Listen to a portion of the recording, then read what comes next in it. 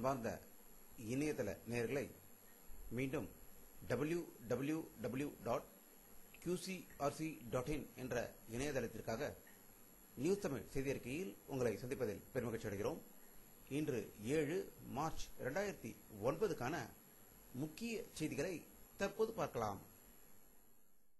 பாகிஸ்தானில் உள்ள பெஷாவர் என்ற இடத்தில் கார் முழுவதும் வெடிகுண்டு நிரப்பிக்கொண்டு தற்கொலைப்படை தாக்குதல் நடத்தியதில் 10க்கும் மேற்பட்டோர் உயிர் இழந்ததாக பெஷாவரிலிருந்து தகவல்கள் வந்து கொண்டிருக்கின்றன.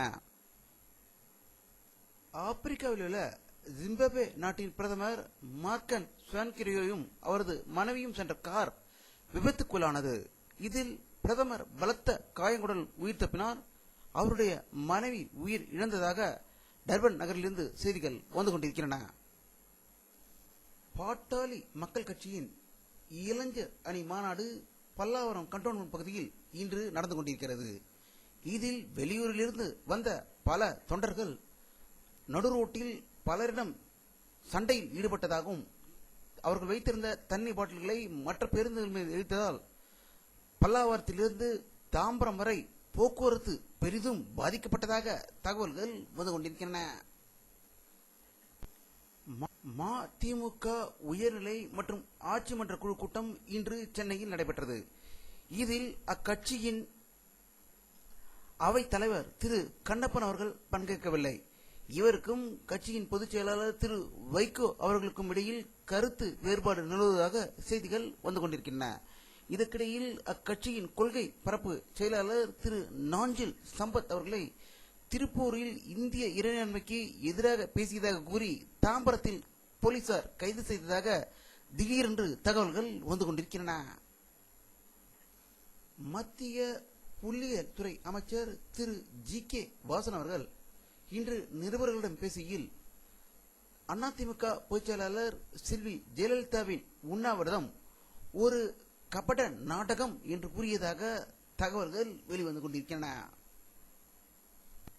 இந்திய கம்யூனிஸ்ட் கட்சியின் தமிழ் மாநில தலைவர் திரு த பாண்டியன் அவர்கள் அதிமுக கட்சியுடன் கூட்டணி ஒப்பந்தம் பற்றி பேசிவிட்டு செய்தியாளர்களை சந்திக்கையில் வரும் தேர்தலில் எங்கள் கூட்டணி 40 தொகுதிகளிலும் அமோக வெற்றி பெறும் என்று கூறியதாக தகவல்கள் வந்து கொண்டிருக்கின்றன.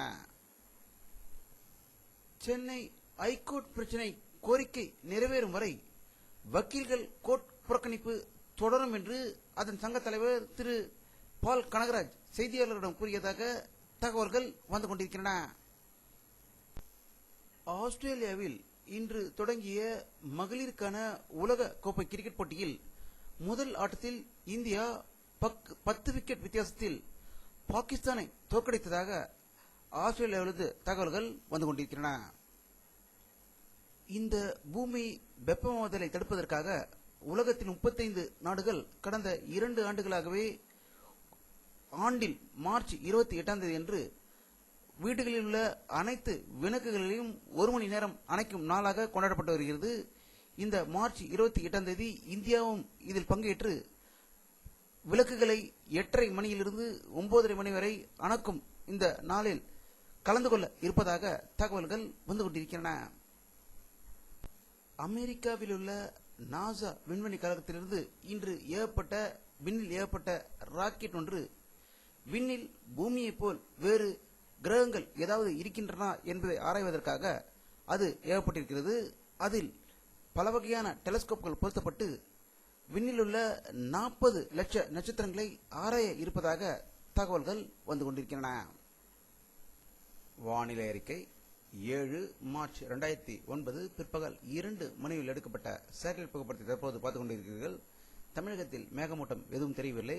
ஆனால் வங்கக்கடலில் ஒரு சுழற்சி மேகம் வருவது தெரிகிறது. அது நாளை தமிழகத்தை நோக்கி வருமா என்று நாளை படத்தில் காணலாம். இத்துடன் இந்த செய்தி அறிக்கை நிறைவடைகிறது. மீண்டும் நியூஸ் தமிழ் செய்தி அறிக்கையில் உங்களை சந்திக்கும் வரை உங்களிடமிருந்து விடைபெறுவது உங்கள் கே பாலாஜி. நன்றி.